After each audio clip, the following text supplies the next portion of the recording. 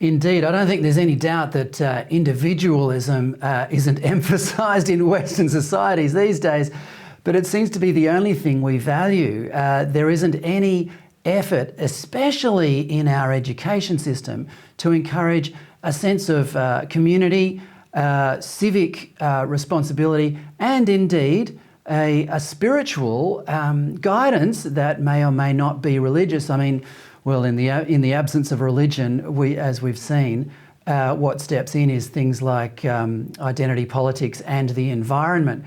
So yeah, and I agree with you on individualism, but the other two have certainly fallen by the wayside, haven't they? Without a doubt. And I think you're right in the sense of the desire and I guess the ingrained social awareness of service to one's community is really evaporating at a very fast rate.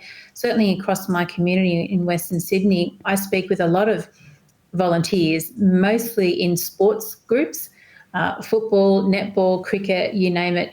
And they're saying I'm president again, or I put my hand up for treasurer again because there's nobody else there.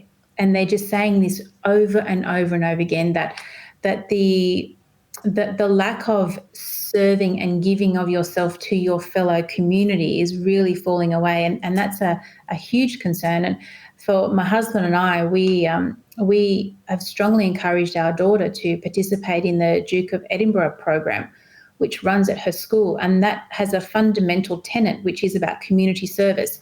And we're strongly encouraging her to do that because it teaches her other parts of our society, our local community that she would otherwise not see and not touch and not experience. Because I want to instill in her and later on our younger son how important it is to serve. And that's what we can do. And I think there's an opportunity here for governments to actually step in and drive these programs that teach our young people the value and the significance of community service and of helping one another, not just when a crisis happens. Of course, Aussies are great at that, massive bushfires or floods or whatever it could be.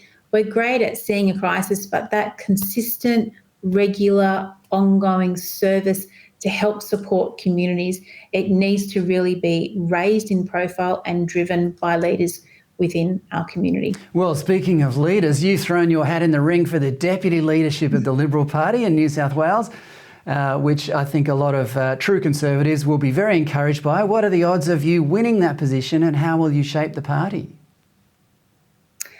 Look, at the end of the day, I really do now believe I have something significant I can add to my colleagues and add to the party as a whole.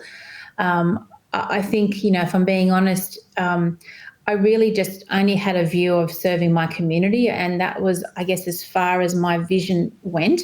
But after the weekend's election result, when I saw, I guess, the community's endorsement of my action I took, not only on policies that came through under the last government, abortion, euthanasia, but also during COVID, I thought to myself, wow, maybe my voice and what I see and my passion actually can be of even greater service. And so I felt really encouraged by that election result, and therefore I have put my hand up for deputy leader.